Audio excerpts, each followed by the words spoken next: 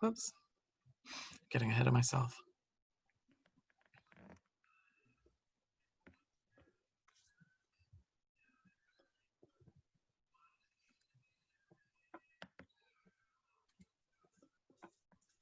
All right, I have 7:05. We're going to go ahead and get started. There should be enough time before we really get going for folks to join in as we're doing the preliminaries.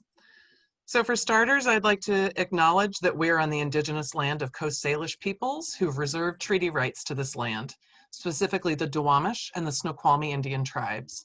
We thank these caretakers of this land who have lived and continue to live here since time immemorial. And if you don't happen to be on Duwamish or Snoqualmie lands tonight, if you know whose land you're on, you can mention that in the chat. If you don't, I think we have a native lands map that we'll be sending out tomorrow that you can take a look at and figure out whose land you are currently living on. So this is the Issaquah History Museum's History Happy Hour. The Issaquah History Museums were founded in 1972, and we strive to discover, preserve, and share the history and heritage of Issaquah and in all its many forms. Usually we do that through museum exhibits and in-person programming, but in our current world, that's no longer possible. So we are branching out into virtual programming, and this is our third virtual event. And I'm so thrilled to have you folks joining us to hear a little bit more about World War II. So I'd like to do a brief welcome of all of our presenters, and I'll ask them to give a wave as I do that, so you can kind of attach names to faces. So tonight we have several key people joining us. I'm Erica Manias. I'm the Executive Director of the Issaquah History Museums. I just celebrated my 21st anniversary in that role. Also joining us tonight, playing the role of Rob Pickering, is John Schmay, who's a performing artist in Issaquah. Thank you so much for joining us, John. Also participating tonight is John Boland, who comes to us by way of his daughter, Kayla, who has managed to infect him with the Issaquah history bug, and he's been throwing himself into researching. So thank you so much for joining us, John. Dan Shuey is here playing the role of Bill Evans. Dan is a theater professional and the production manager at the Book It Repertory Theater. And on our staff here at the Issaquah History Museums is Karen Gath, who is looking fabulous tonight with her victory roles, and who will be answering, well, she'll be handling questions when we get to the end of the evening. And Kayla Boland is with us. She'll be popping things into the chat. She also has a fabulous 40s look going tonight. Thank you, Kayla. And our collections manager is here tonight, Julie Hunter, as a guest, but she takes care of all of the collections that are involved in this presentation, which include photos, oral histories, artifacts, ephemera, and all kinds of exciting stuff. So this is definitely a team effort, and we're really pleased to have you all here with us. And before we hit the main event, I'd like to thank Outmark. Outsource Marketing is a pioneer marketing outsourcing organization. They've been around since 1997. Today, Outmark makes growing your organization fun by handling the heavy lifting of marketing, strategy, planning, management, creative talent, and more. And Outmark integrates everything seamlessly for you. Outsource Marketing is a local business located in the Issaquah Highlands, and we thank them for sponsoring us tonight. If you or a business you know of might be interested in sponsoring one of our programs, shoot us an email. We would love to talk. So we're going to start out tonight talking a little bit about the home front and what life was like in Issaquah during World War II, and then we'll be moving out to hear from some of our speakers. If I can ask you guys to keep yourself muted while we're chatting, we'll have a chance to do questions later on, and you can do questions either by posting them in the chat, or you can raise your hand and Karen can call on you if you specifically want to ask your question directly. So in 2000, we did a memory book project where we asked a number of people in Issaquah to write down their memories about certain time periods. And in that memory book, Mary and Stephanie Hampton, who's a longtime resident in Issaquah, remembered, "We planted victory gardens and pasted stamps in books to buy war bonds, collected tinfoil and rubber bands, and made blackout curtains. We elected air raid wardens. We had airplane spotters and rationed butter and meat. I wrote letters to my cousins and uncles who were in the army. We were all focused on one thing, and it was winning the war. It was the last time I can remember when there was no dissent. So, of course, the United States got involved in the war on Pearl Harbor Day, December 7th, 1941, when the Japanese bombed Pearl Harbor. So this is the front page of the Issaquah Press just 4 days later, and you can see that Issaquah has gotten organized. The main headline is "The Civilian Defense Organization Showing Efficiency as Attacks Threaten Nightly." And the first line of the article is, "Well, we are in it." And that's definitely how folks felt. Some of the other headlines you see also reflect the start of the war. Civilian Defense Headquarters in the Firemen's Hall. They're also looking for air raid observers. People are being urged to prepare shutters for blackouts. And they're having an important meeting for all the farmers at the Grange Hall. There's also a mayoral proclamation that talks about what World War II means for the town of Issaquah at that time period. So because of the geography of the area, in that we're close to Seattle, close to the coast, there were a lot of concerns about whether or not the Japanese were going to be bombing the Seattle area. So one of the things that the civil defense group did was that they arranged people to meet in the fire station, which had a tower, which was the highest place in town. So they would take turns sitting up in this tower, keeping an eye on anything that was going on. So they were looking for enemy aircraft. And the ad that they placed said that they would like to have women checking in on the weekends and school holidays, and that they would like to have men working at night. So I did a little more investigating into the chief observer, who is signed L.C. Scamfer. So this fellow was Lester Conrad Scamfer. He was a veteran of World War I, and he was about 45 years old, so he wouldn't have been in the range of folks who were being drafted or signing up to go serve. And he was also a teacher at the public school. Now, that does beg the question of how he was teaching during the week, and also the chief observer in the fire station, but presumably they got that worked out. So this is a page from the fire station logbook, and you can see that each person that had a shift signed in, and they listed their time that they were there, and maybe they made a note about what was going on. So one person noted that it's Washington's birthday. A lot of other people noticed that it's all quiet. We have several pages from this logbook, and woe be to you if you were late or didn't make your shift, because the person in front of you or behind you would make a note about your downfall. So this was one of the downsides of living in a small community. In the excerpt I read at the beginning, there was discussion about rationing. This is the picture of a ration book from World War II that belonged to Andy Wold. Some of the items that were rationed included fuel, coal, firewood, meat, dairy, coffee, dried fruits, large shortening, and oils. I suspect that the rationing did not hit folks in Issaquah as hard as it might have hit folks in cities, because there were enough folks that had dairy farms and their own flocks of chickens that it might not have been quite as challenging for them. But that's a bit of speculation on my part.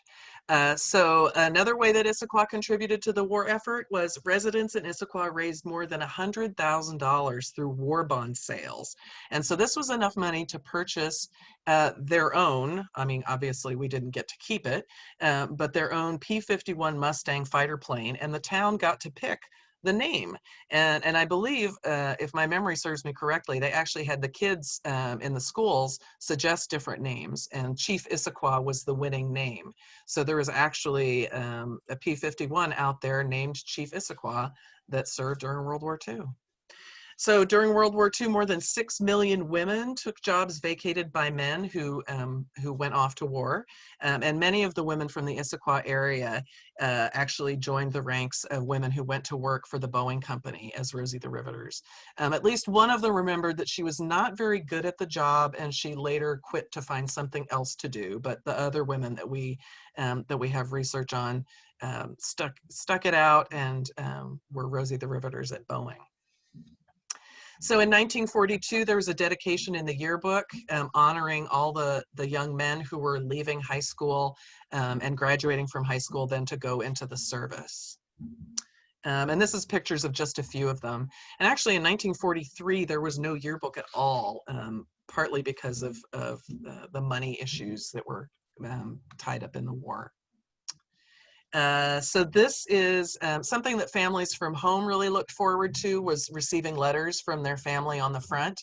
The Issaquah Press really worked to encourage folks to write letters to the men that were fighting and the women, as I just mentioned. And so they had addresses for most of the service members listed on a page in the Issaquah Press so that folks from town could just pick a name and start writing to somebody. There was also an effort to get as many service members copies of the Issaquah Press as they could, so that the boys from home could read more news about what was going on in their hometown. So I'm going to read part of this letter. This is George, also known as Buddy Larson, and he is one of the young men who did not come home from the war. And I'm just struck by how painfully young he looks in this picture, just very boy-like. But he writes to his family, "Dear Mom, how are you and the family? I'm still coasting along here and getting so I don't mind it so much. The work here is rather interesting, but it gets tiresome. So far I've had instruction in first aid, chemical warfare, landmines, booby traps, and other things. The other day we dug foxholes and had tanks run over us. It was rather exciting." And of course, as I mentioned, it wasn't just the young men that were joining up to fight. There were a handful of women from Issaquah who joined various divisions and went off to serve in a variety of different ways. These pictures are the only pictures that we have of women who served in Issaquah, and these pictures are both of Elizabeth Erickson. So she joined the Women Air Force Service Pilots, and these women received extensive flight training, and they were put in a position of doing some of the things that the men couldn't do because they were out at the front fighting. So one of the things that these women were relied on to do was to fly new fighter aircraft to the front line so that the men wouldn't have to leave in order to go get them. And I should mention that sadly, Elizabeth Erickson was killed in a training accident in Sweetwater, Texas. So she did not actually get to participate in World War II fully. So she's another one of the Issaquah lives that were lost during World War II. So while most U.S. citizens and Issaquah residents were feeling really bonded together and feeling like they were working together in the war effort, another group of citizens was excluded from the rest of society. So more than 110,000 Japanese Americans were interned during World War II, and fully 2/3 of these people were U.S. citizens. So the Kobukata family were among those interned. This is a picture of Yuri Kobukata. She was a student at high school in 1942 when they were interned. Her family and her two siblings, Yuri and Ken, or I'm sorry, Ken and Yume, were sent initially to a detention camp in Pinedale, California. And while they were living there, Yuri actually wrote for the local newspaper, the Pinedale Logger. She had been part of the journalist class in the Issaquah High and had participated in the school newspaper there. So in 1942, her family were moved from Pinedale to the Tule Lake Detention Center in northeastern California. This is one of the most turbulent of the internment camps, and there were a number of strikes there and protest demonstrations. After the United States began accepting second generation Japanese Americans into the Army, Yuri's brother Ken volunteered and went and served during World War II. So, and a number of the women that we did oral histories with or did memory books with remember Yuri and remember how sad that it was when her family was relocated. And a lot of them remember writing to her during that time period as well. So now we are going to shift gears a little bit after that brief look at what life was like during Issaquah in World War II, we're going to take a look at some of the firsthand recollections of the folks who fought in World War II. So in 2006, we did an oral history project where we interviewed about 25 longtime residents. And among them were 2 veterans from World War II. So first, we're going to hear from Rob Pickering, whose family has lived in the Issaquah area from the 1870s on and were dairy farming for much of that time period. And transcripts of these oral histories are available on our website. So both of these guys were great storytellers. And so if you're interested in digging in a little bit more to their oral histories, you can. They are amazing. So, and in the role of Rob Pickering tonight is John Schmay, and I'm going to go ahead and turn it over to John. My name is Robert Pickering. I was born here in 1922, been here all 84 years in Issaquah, except when I had to go in the service, because Uncle Sam says, I want you.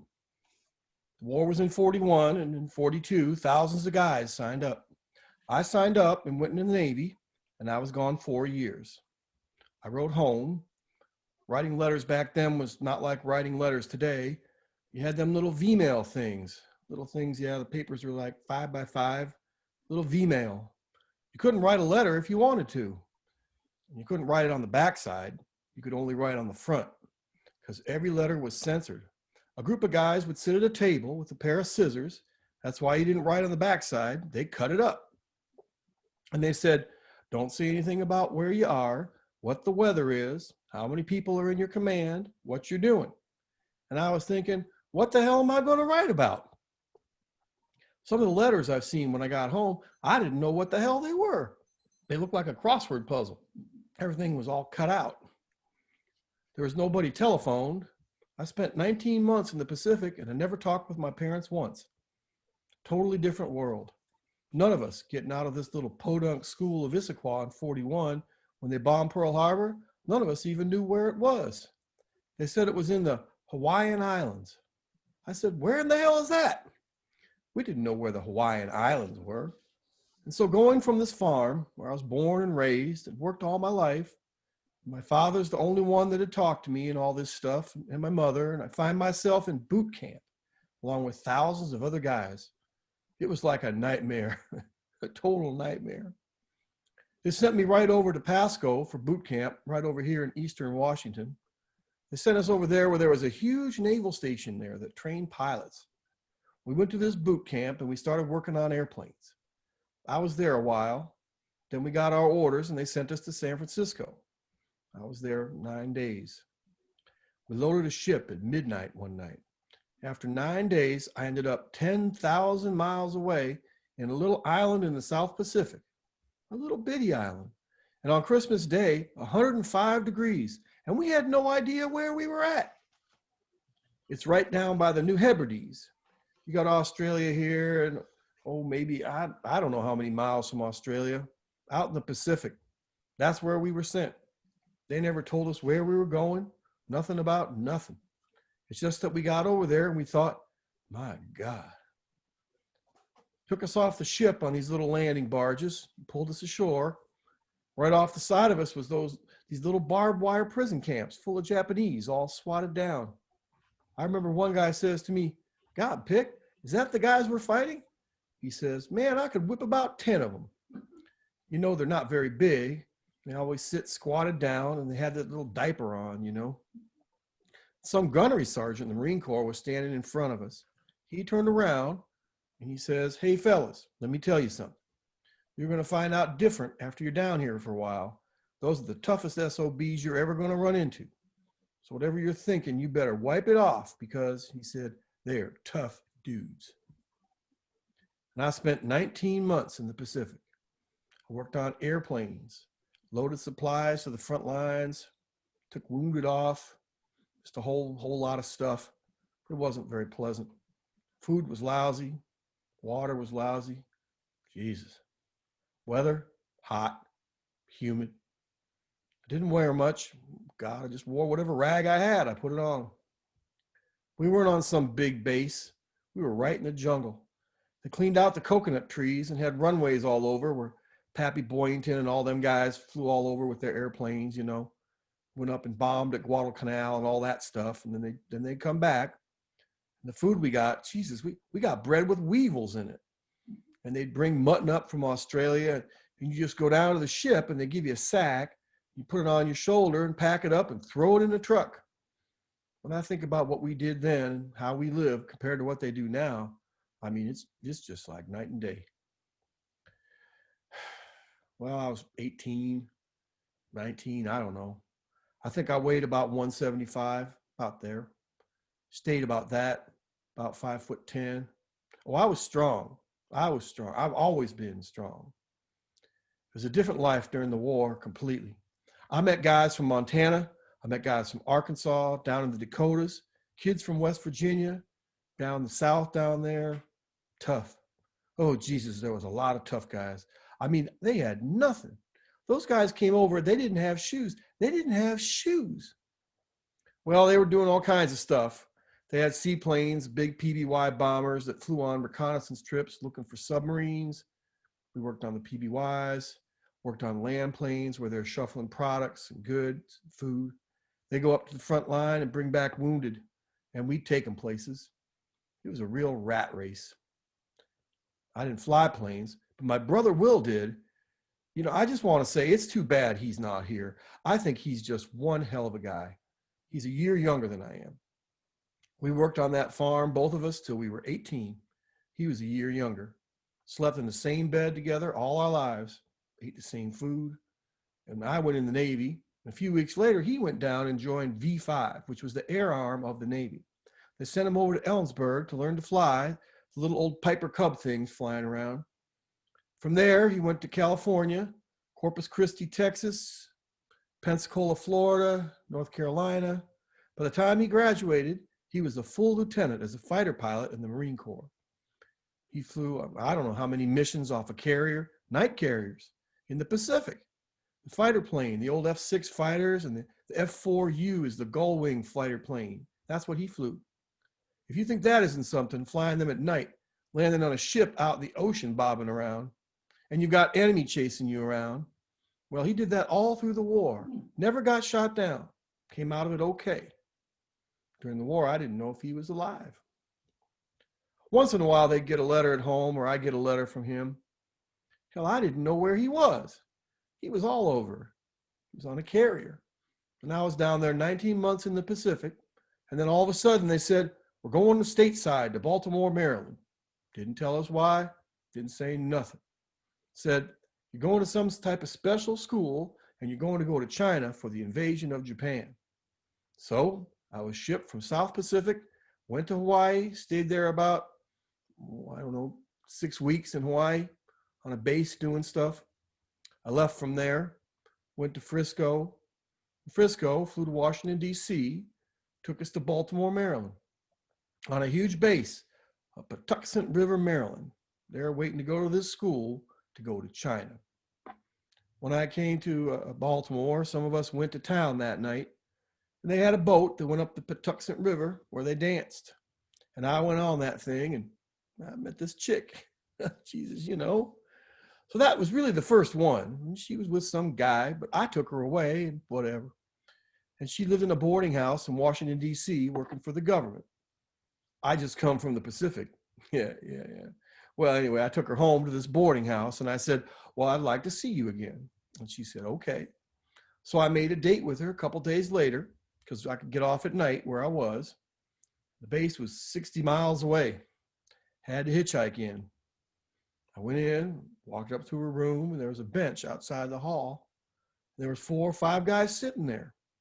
I knocked on the door. This gal come to the door, and I says, is Kitty here? And she says, you're about the 6th one that's asked. See all these guys? They're all waiting for her too. I said, what? What do you mean they're waiting for her?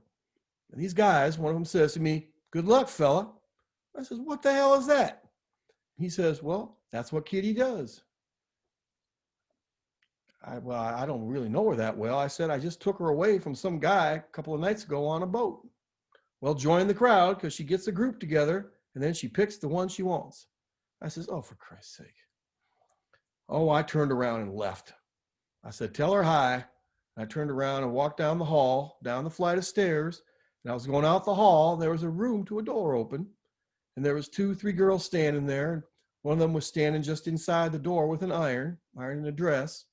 And I walked by, and she says, "Oh, I just come from the Pacific now, and I was tan, and my hair was yellow, massive blonde hair." And she says, "Can I have a curl?" And she grabbed a pair of scissors, and she says, "I want a curl."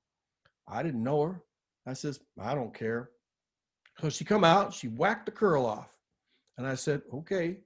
And she went back to the room, and I went down the hall, out the building, down to the sidewalk. I got about a block or two down the sidewalk, and I thought, why in the hell didn't I ask her to go out? Good looking gal. So I got on the telephone down there, and I called back to this building. I says, "I don't know who I'm supposed to talk to, but I said, she's so on the second floor and that." And I said, "I don't know her name." And they said, "Well, maybe we might know who you're talking about." So pretty soon, this gal got on the phone, and she says, "Hello." And I says, "Hey, I'm that sailor. You just cut that lock of hair off about 20 minutes ago, and I want to know if you'd like to go out." "Oh," she says, "well, I've got a cousin staying here with me." And I says, "Well, that's all right. I'll take both of you." And she says, "Yeah, I'd like to." I says, "Okay, I'll be up there in about 20 minutes. She says, "All right." So I went back up, took her and her girlfriend out, was walking down the street. Girl met a soldier she knew a little bit.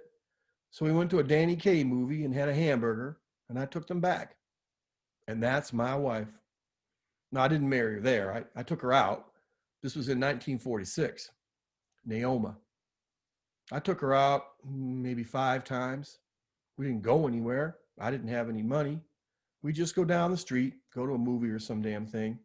Because I was getting ready to go to this school to go to China when they dropped the atomic bomb. And school was canceled. I got discharged. Otherwise, if I'd have went to China, I probably wouldn't be here today. And so when they dropped the bomb, everybody did their thing. And I came into town and I met Naoma, and I just said, "Well, I've got my orders for discharge, and that's in Norman, Oklahoma." I says, "I've got to take a plane out in the morning." I said, "So I just come to say goodbye." We sat down on this little porch in front of the building, and she's saying, "I'm never going to see you again." And I says, "No, yeah, you will." She says, "Oh, I know you sailors." No, I says, I'll be back. I'll be back. So I went to Norman, Oklahoma, got discharged. They said, "Take all your ribbons off," and all that. Being gone 4 years and what I went through, I don't know. I couldn't wait to get home and get back down to the barn. And oh yeah, you grow up a lot. You better grow up. Yeah, there was no boat with whistles. There was nobody with a band. There was nothing. They dumped me off in San Francisco. When I got off that plane in San Francisco and I walked off out of the airport, I said to the guys with me, "Hey, I'm going to kiss the first girl that walks down this sidewalk." And we had no more than said that. Some gal, I don't know, she might have been 35 or 40, came walking down the sidewalk, and I just says, "Honey, you're it." I grabbed her and bent her over and kissed her. She must have liked it because she says, "Ooh." And that was it. I could have got slapped too, I guess. I hitchhiked a ways and went to an army base in Oakland, California, and they were flying a transport up to Sandpoint. And I says, "Hey, can I get a ride?" And they said, "Well, come on, get on the damn thing." It was full of mail bags and stuff. There was a couple other guys too. So we got on and sat on these mail bags and got off at the old Sandpoint down here in Seattle. And from that, I hitchhiked into Seattle, got on a telephone, and I called the house. They didn't know I was coming home. Mom was squealing and all that stuff, and they came and picked me up. After I was home a bit, I thought, God, I think I'll hitchhike back and see Naoma. So I hitchhiked all the way back to Washington, D.C., rented a hotel room, some part of town there, went and seen her for a couple of days. And she was working. I left and hitchhiked all the way back home. Went all the way up through Michigan, all the way across the Dakotas in the middle of the goddamn winter. Come home. I'd call her on the telephone once in a while, the old ring phone, Wrote a letter once in a while. I was going out here and she was going out back in Dayton, Ohio. So that Christmas, I called her on the phone. I said, "Hey, why don't you get on a plane and come out here for Christmas? You've never been any place out of your town other than that little jaunt to Washington, D.C. Come out and see a good part of the country. Oh, she says, I'll do that. She threw her stuff in a suitcase, got on a plane, flew out here, and I picked her up. I didn't know she'd quit her job. She quit her job, and we got married in 2 weeks, and she's never been back. 60 years ago. Well, I hope I didn't bore you.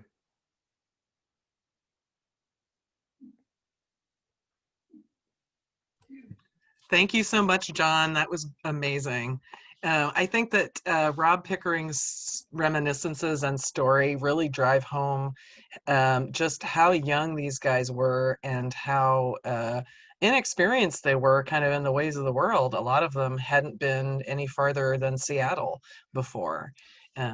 So thank you again, John, for sharing that oral history from Rob Pickering. Now we're going to hear from John Boland, who's been researching the story of Robert Basket, who also went from Issaquah to fight in the European theater. And so I'm going to turn it over now to John Boland.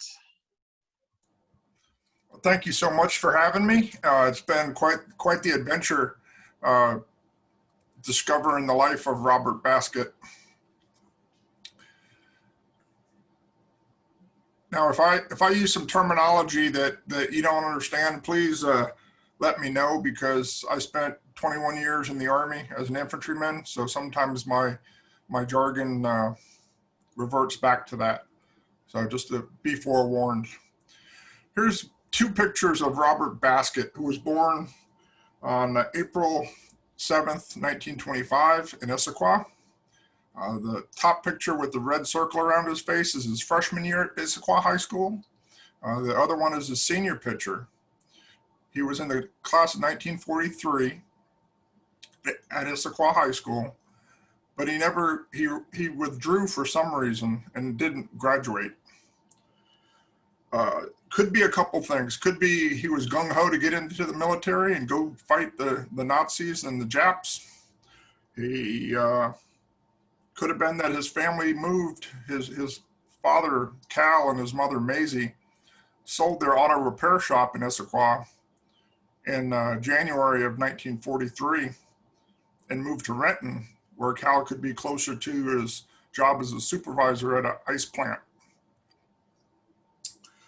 Whichever one it was, in March of 1943, he enlisted in the Army. I know that he was not drafted because of his service number.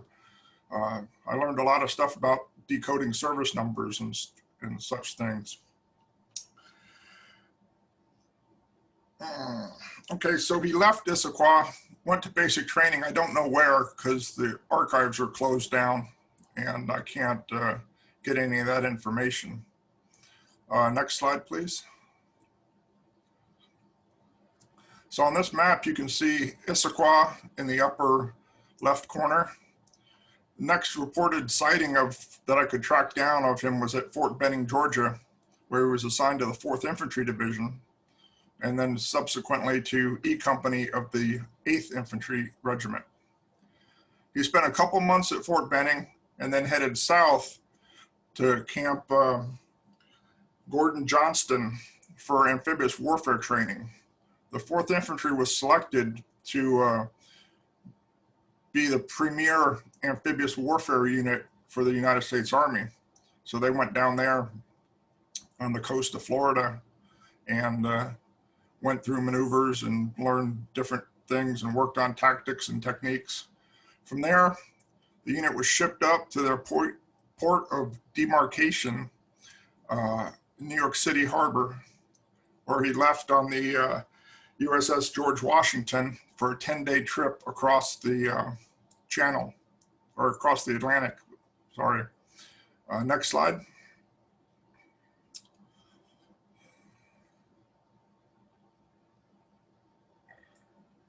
Okay, they landed at Liverpool in England 10 days later. The only event that happened to them during that time was one sailor fell overboard on, I think, day 6, and he was never recovered. They moved down to their cantonment areas where they would train for the invasion. on the actual maps that they had in World War II, the Army maps, they kind of, the outlines of these things look like a sausage. So the Army called them sausage camps. But a lot of the soldiers said they were called sausage camps because there was no women in them.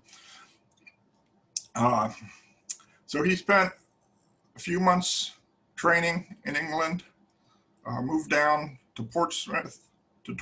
Actually, his battalion went to Torquay. Next picture, please. Oh, there we go. Now this is actually the 2nd Battalion of the 8th Infantry moving towards their ships to get on to go to D-Day. They started loading on the 3rd, somewhere between the 27th of May and the 3rd. They loaded all their equipment and personnel on that ship. The unique thing about this photograph is that this being the 2nd Battalion of the 8th Infantry, Robert Baskett is in that photograph somewhere. It really stuck out to me. Next picture, please. Okay. Thank you, Kayla, for circling those landing craft. The landing craft that are in the circle are the landing craft that one of those 5 landing craft contained Robert Baskett. Now, the landing itself was the ships that they rode over on were parked 18 kilometers off the shore to stay out of the range of German guns. So in all the movies you see, they get on the boat and a few minutes later they're on the shore. Well, it took them over an hour and a half to travel that 18 kilometers. The seas were rough. The tides were strong. All of their guide boats had struck mines.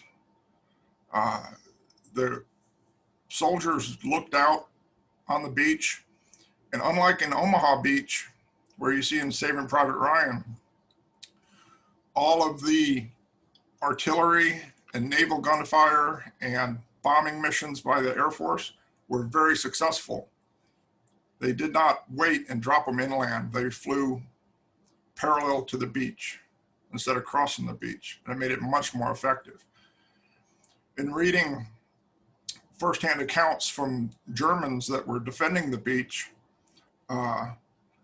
it was totally mind-numbing shock and destruction that even though if their bunker wasn't destroyed, the overpressure, they were mostly bleeding from their ears, unconscious, just not wanting to be in that spot. Now, as fate would have it, the tides were so strong, the current was so strong, and the fact that they overtook the DD swimming tanks that were supposed to land first, but they traveled much more slowly in the water. They ended up landing 2,000 yards, almost a mile from where they were supposed to land. Now, this was fortuitous because Echo Company, 2nd Battalion, 8th Infantry Regiment, 4th Infantry Division were the first soldiers to step foot on Normandy, other than the paratroopers, of course. So if you examine this map, you can see the amount of red that's in the areas they were supposed to land at and how much lighter it is on the other side. So one of the persons that accompanied Echo Company onto the beach, or I guess it's Easy Company back then, was General Theodore Roosevelt Jr. And he believed that you should lead from the front because command decisions were going to have to be made. So he landed with Easy Company. They quickly noticed they were in the wrong spot. And he said, well, I guess we'll start our war from here then. And from there on, he won the Medal of Honor for his actions that day at Utah Beach. They quickly overwhelmed the Romanian half-strength company that was guarding their sector that they landed in. Unlike if they landed where they were supposed to be, there was crack, German troops and a lot more hardened positions with more mines. Although the bombing had reduced their will to fight all along the beach, and it was quickly eliminated. Next slide, please. Here's a picture of the soldiers of the 8th Regiment on the beaches at Utah. You can see them moving inland. I believe that the people in the positions next hunkered down by the seawall are the medics and stretcher bearers that stayed in the back and waited to be called forward.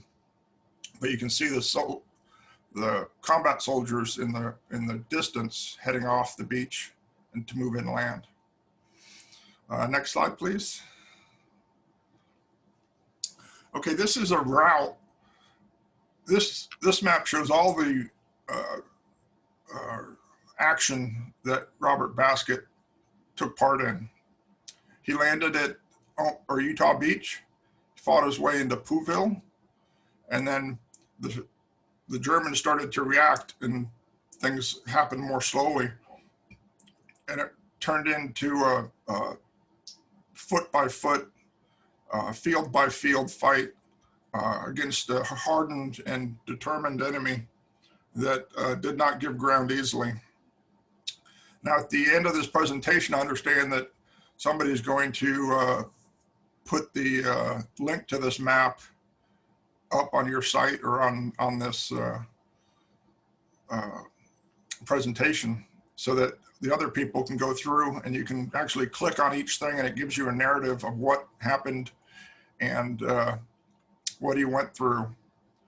Next slide, please. After traveling up to Cherbourg and capturing that very important port, because that was the only way they were going to get Patton's Third Army on shore,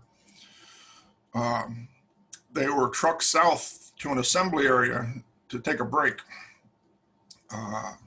Of course, there wasn't a lot of breaks because after 31 days of bitter combat every day, they went into this rest area, but the Germans were waiting for them. So they had to send out combat patrols and still take part in the action while they were resting. They took about a week in this rest camp, getting new uniforms, writing letters home, getting mail finally, having some hot food, maybe a warm beer or two. It was just a hellish situation, not only from the experienced German paratroopers that they were fighting against. These guys, the 6th Fallschirmjäger Regiment had fought at Crete, where they were outnumbered 4-1 and still won. They'd fought in North Africa, and now they were in the Norman hedgerows, and they had a month's head start on preparing their defensive positions.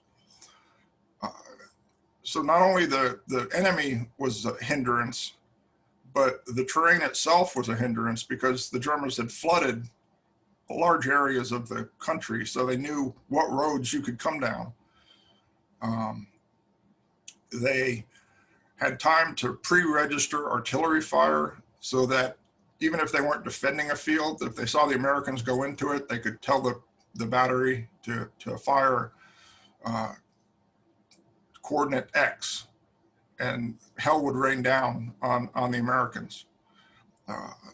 They dug themselves into the sides of the hedgerows and often used knocked out American tanks as positions. Through all of this fighting, it rained the most in 50 years.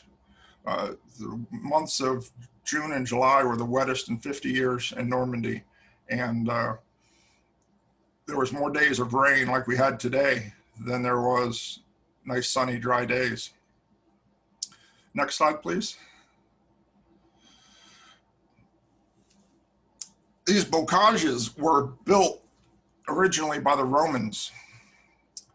You can see how high the dirt is on the wall. So there's dirt mounds separating fields and to contain the cattle. There's usually one entrance into the place, which made it easier for the Germans to govern. And if you look at the density of the foliage on there, there's trees, there's brambles, there's blackberries. So imagine having to crawl through a blackberry bush to get to the Germans. Very effective defense. And they dug into the side of these hedges so that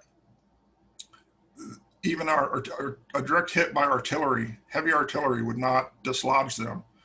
The only way you were getting the Germans out of those holes was with a bayonet or a hand grenade. Next slide, please. Okay, so after their rest camp, they moved south to the Carentan Petiers, forgive my French, road.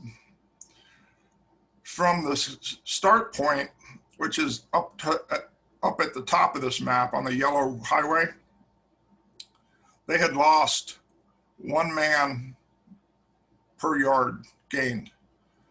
Not Baskett's unit per se, but they had used 8 regiments, so 2 divisions trying to get down this road. And it had been, since they started, it now has been 2 weeks when Baskett's unit is sent into the attack. They fight their way through a swamp at night, get on the other side, and discover that they're completely surrounded by Germans. So they withdraw. They move around the swamp and move down to the south, where you can see those 3 actions they took part in. Every one of those squares had to be cleared.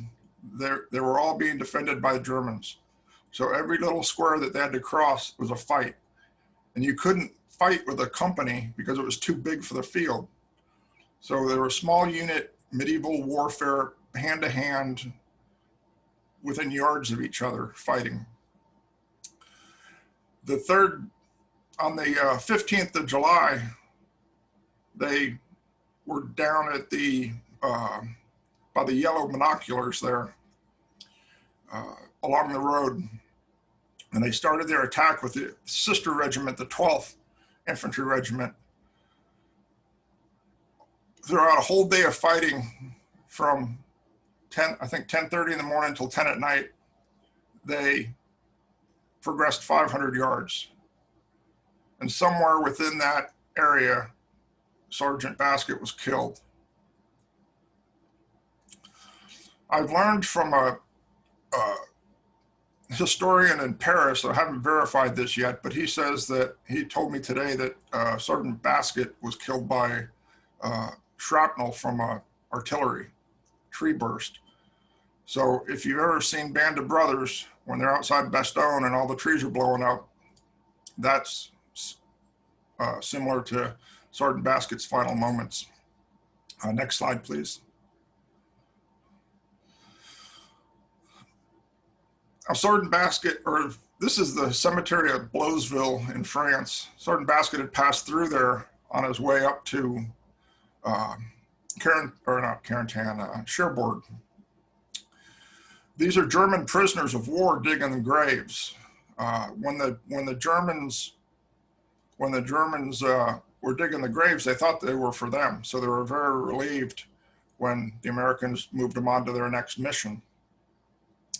Now earlier, a Fort Lewis soldier who had jumped in to the D-Day with the 82nd Airborne, his job was to mark out the cemetery with those little wooden stakes you see that he carved from rations boxes. Now this sergeant may have encountered Sergeant Baskett. You know, what the heck are you doing sticking sticks in the ground, buddy? Little did he know, 36 days later, he would meet him again. Next slide, please. Okay, here's from the National Archives, the casualty report of Sergeant Baskett.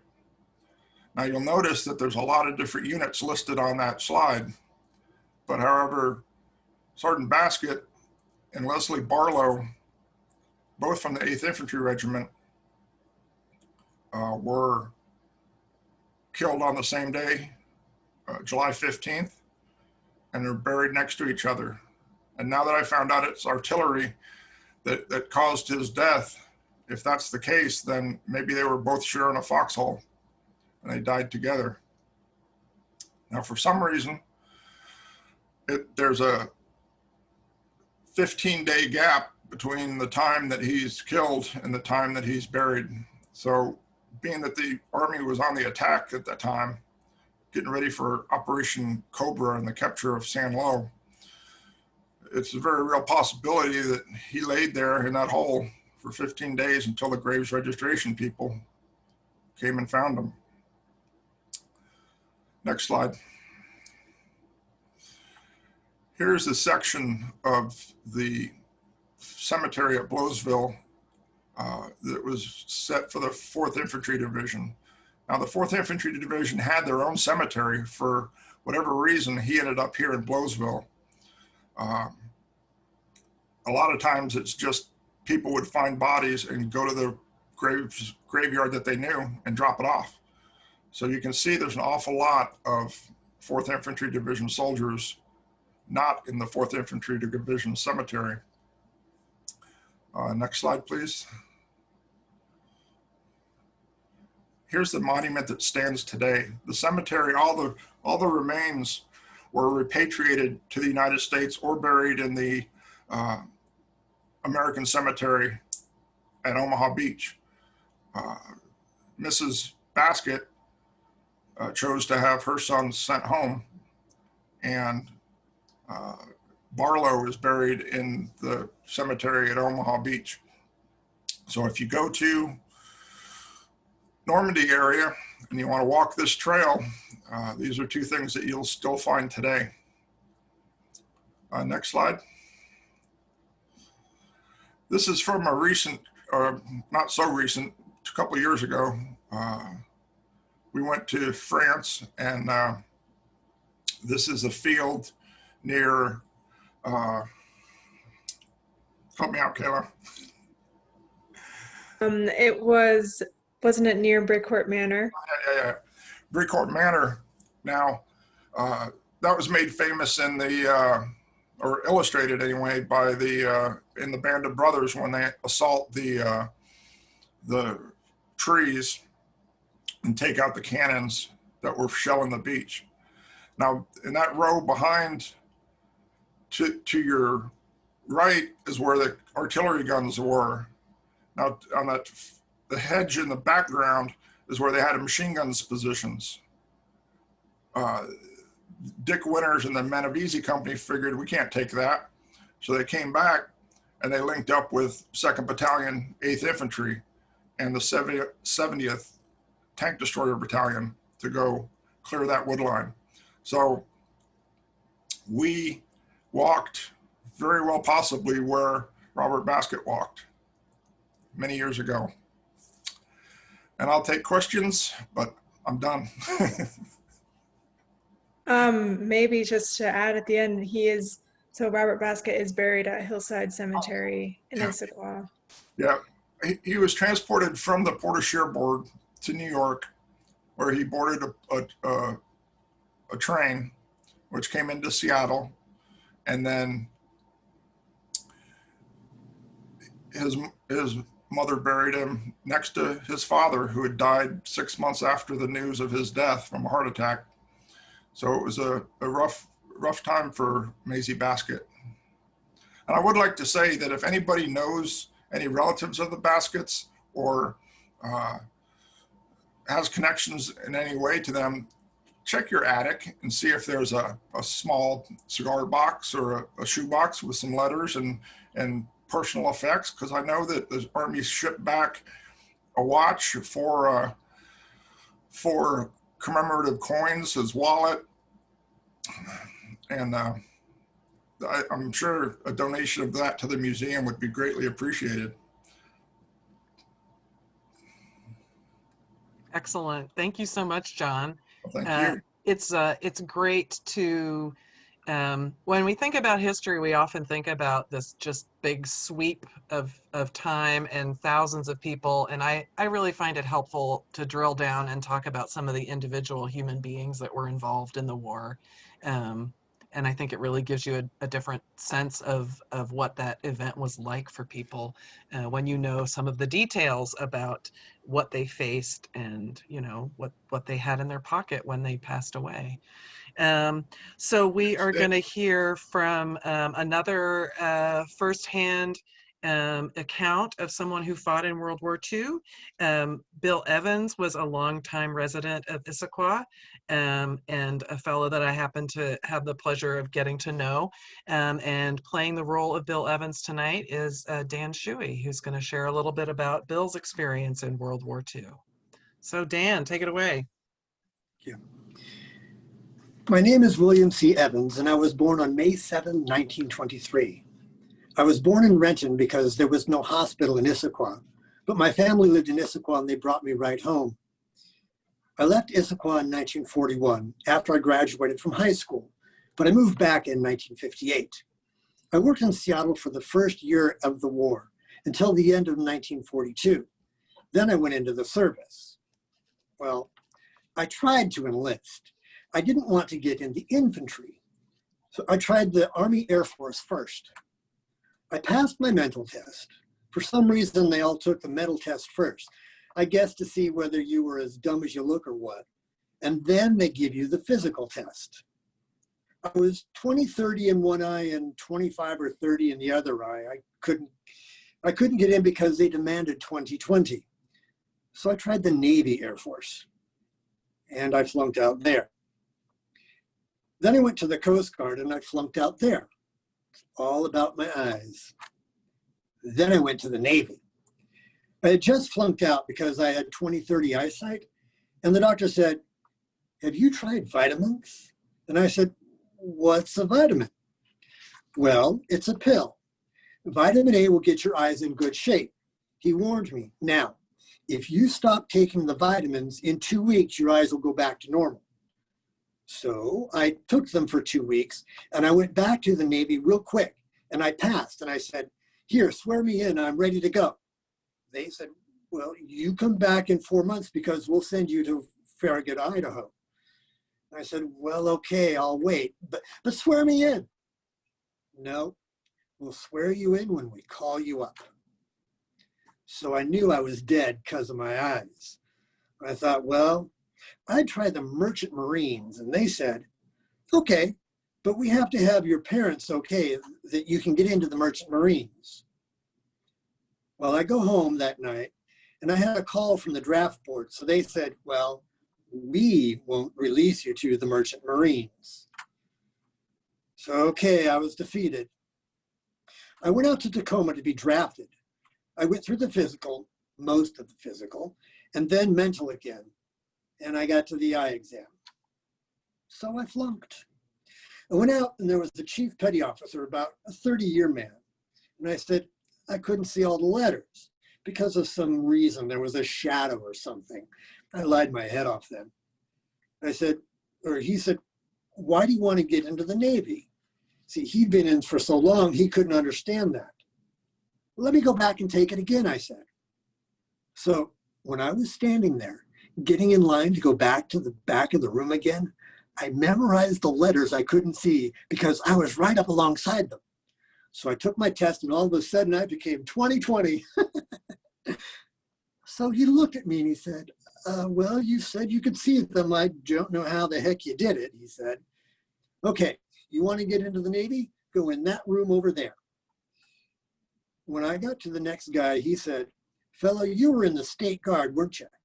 You look like Army material." So I was shipped from Fort Lewis to Camp Roberts, California. I went right into the infantry. When I get there, I thought, oh God, the worst possible thing that could happen to me now has happened to me. I was on KP the following Sunday morning, and the first sergeant came to get me. I said, "Where are we going?" And he said, "Down to get your gear. You're going to a different barracks." So you don't ask any more questions, you just go. They transferred me because of my scores entering into the Army. The test scores, they sent me to message center and code work training. So I thought, well, at least I'm not carrying a rifle in a foxhole. So I took my training there for 3 months. Now I'm shipping out. sent me 50 miles south to Camp San Luis Obispo, California, to an infantry outfit gathering together to go overseas. Then I got to Hawaii for more training. I was there 2 weeks, and the commanding officer called me and he said, "Soldier, we're overstrength. We got too many men in our outfit.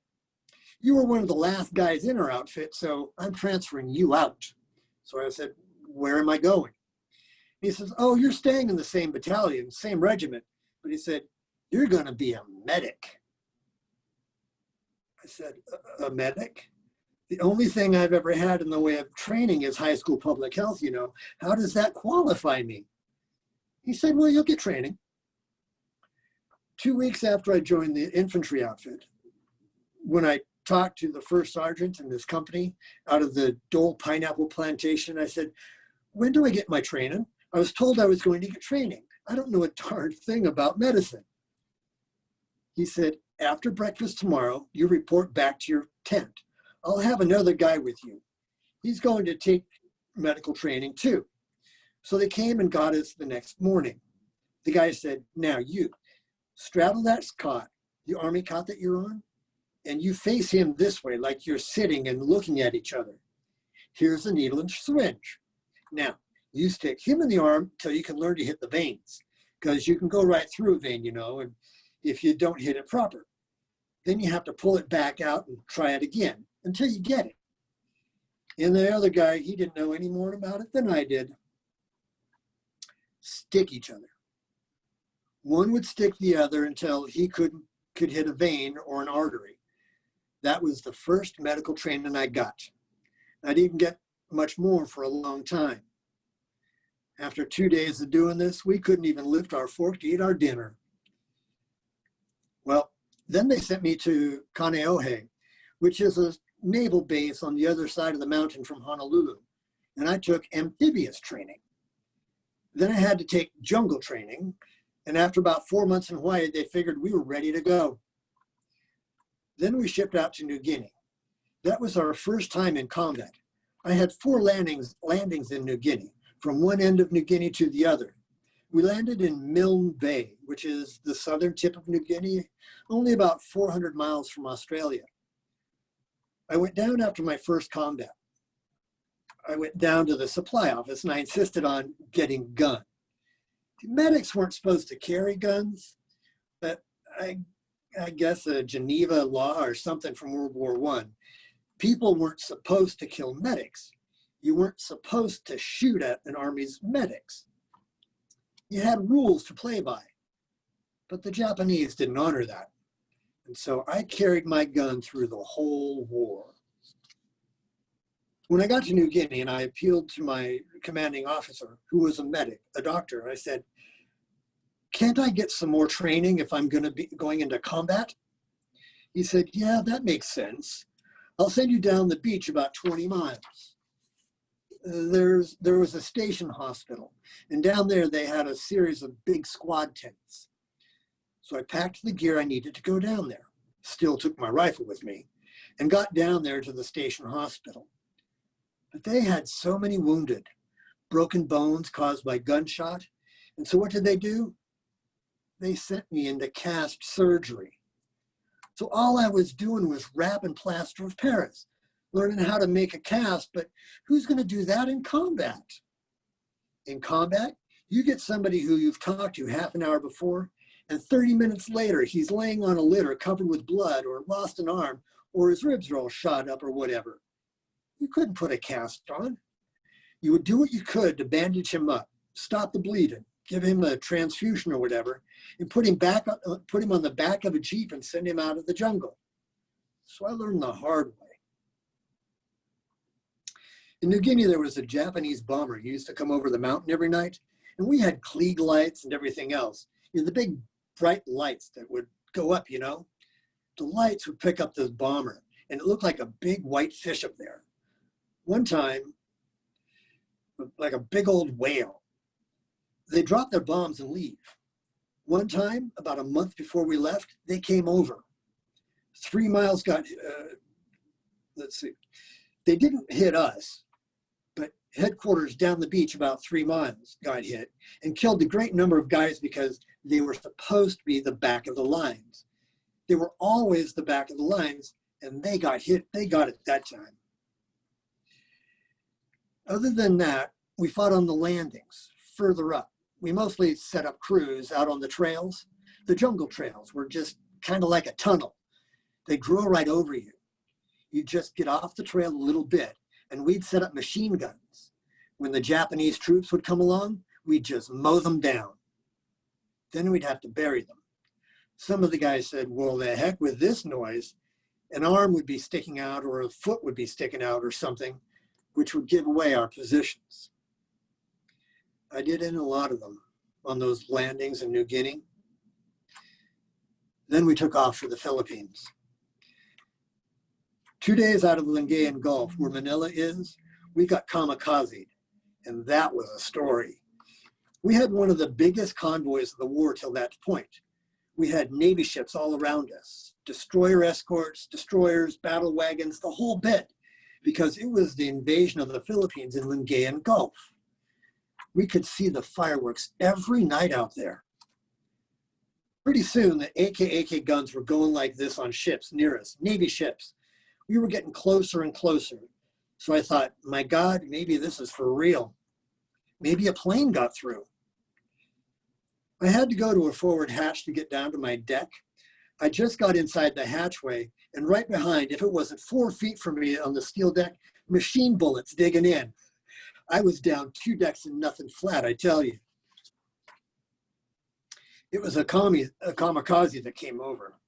The 5-inch gunner on the front end, when he spun around, he shot part of his tail assembly away. The kamikaze knew he couldn't get away. So he just banked around and come in from behind us again, dropped his bombs, but they went between our ship and the ship behind us and just exploded on the water.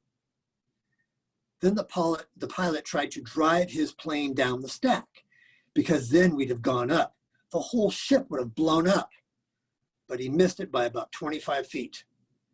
But he got the whole deck on fire, gasoline and everything, and 23 sailors were killed right at their gun mounts. 2 days later, we made our landing in Luzon. I was in the 4th wave hitting the beach.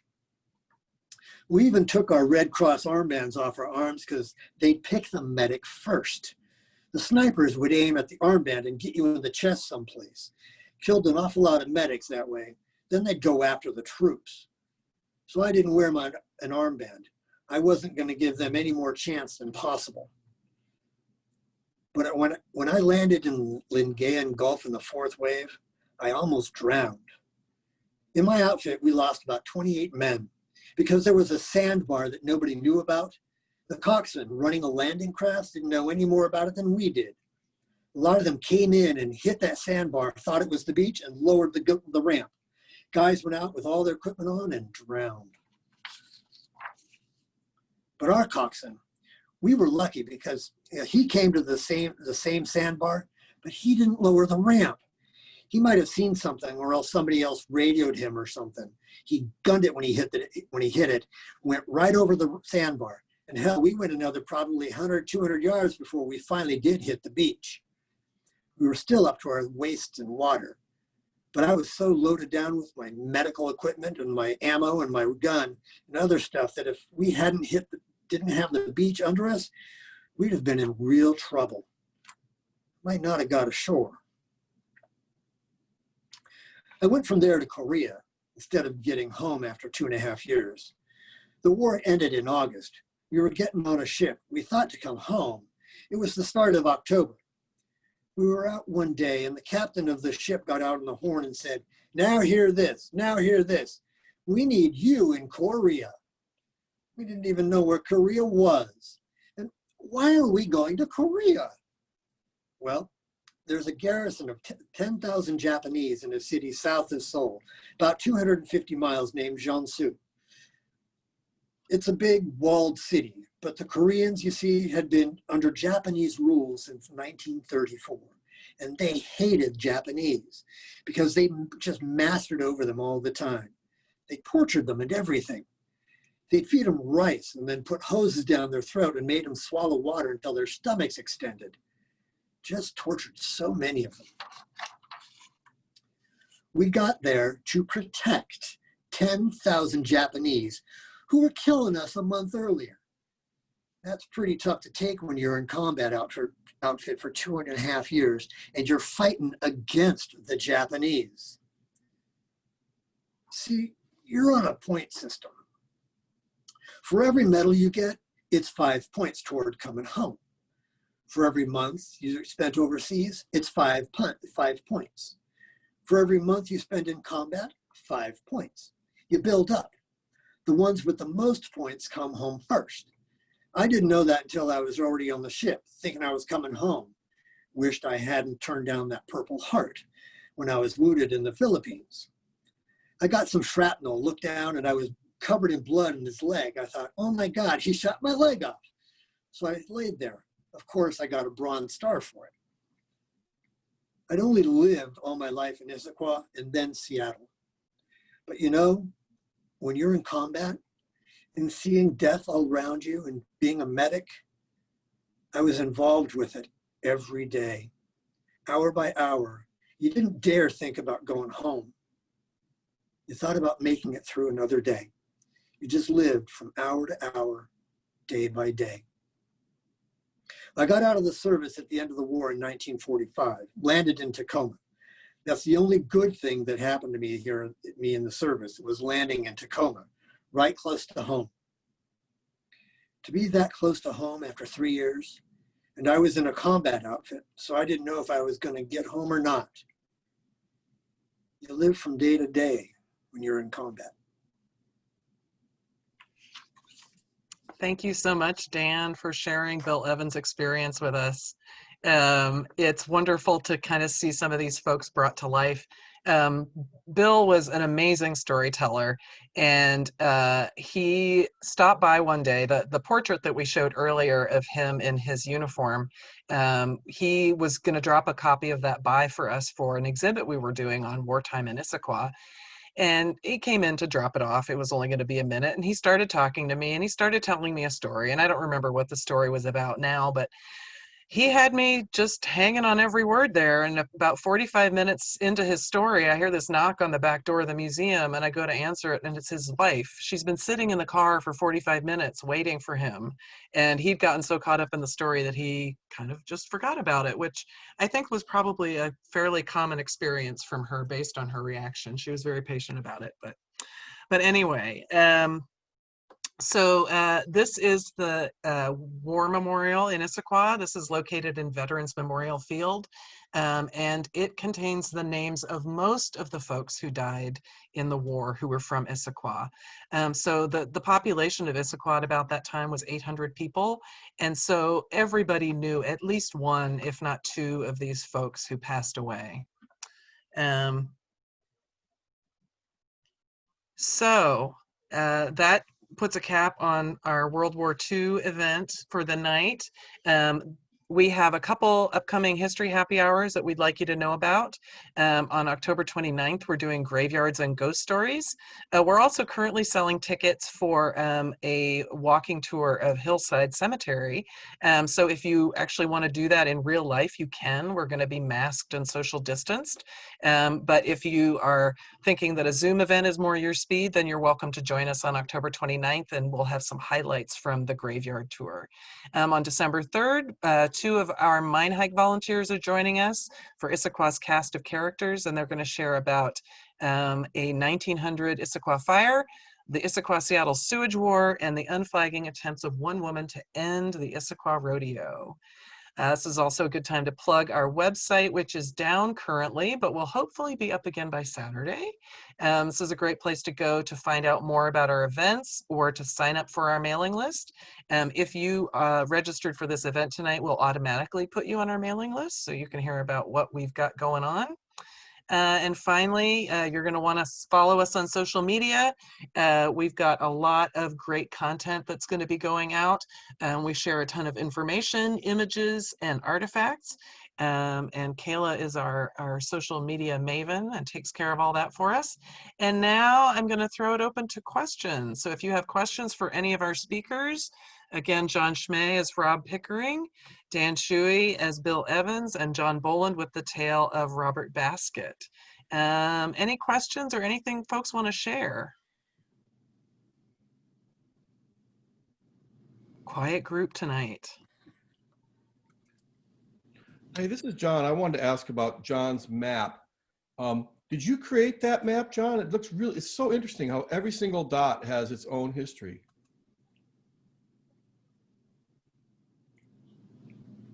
I'll figure this out in a minute. Yes, I did. I found a map from that was done on Google Earth for the 22nd Infantry Regiment. It's that one just tracks the radio communications. This one I just poured through after actions reports, other information that I was able to dig up, so that's how I put it together.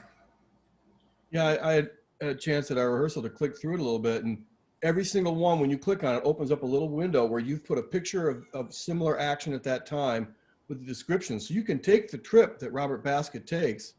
I tried hard to get actual photographs of either the 4th Infantry Division or the 8th Infantry. So I thought maybe somebody would be like, hey, that guy there is Baskett. But me and Kayla have been bouncing pictures off each other for a while now. And she's like, it could be him. I don't know. Yeah, a lot of work went into that map. That's an amazing piece of work, and we'll include that in our follow-up email, along with the links to the oral histories, and anything else that I can think of to come up with. So anybody else have any questions? Things you're curious about, things you want to share? I will share that on December 7th, 1941, my mother was born. It was a Sunday morning, and my grandmother, of course, was in the hospital to have her. She also had a 2-year-old and a 1-year-old. And because they were close to the coast, this is in Bellingham, Washington, but because they were close to the coast, there was a lot of discussion about evacuating everybody to Idaho. And apparently the only thing my grandmother could think of was like, oh my God, how am I going to pack enough diapers for 3 kids under 3 if we have to evacuate to Idaho? So, all right, well, it's 8:22. We like to be prompt and end when we say we're going to. We're a little over, but if there aren't any questions, we will let you guys all go about your evening. And thank you so much for joining us. It is really a lot of fun to put these programs on and to get to interface a little bit with our public. We miss getting to see you in real life. Let's see, I'm opening up. Oh, okay, yes, a thank you. Yay. You're very welcome, Katie Clark. And you're very welcome too, Rebecca and Drew. Thank you guys so much for joining us tonight. And we'll just sit here, and Karen and Kayla will continue rocking their 40s look and being cute. But unless you guys have questions, we're done for the evening. So thank you so much for tuning in. Thank you, Erica. Thank you, Dan and John and John. We really Yes, thank you so much to our presenters thank you. tonight. Thank you. Thank you. My pleasure. Thank you. They're so much all fun. 3 new volunteers. This is their first commitment to the organization, and it's really great to have that injection of new energy and more people interested in what we're doing. So Thank you. Appreciate it. Good night, everybody. Night. all right, good night.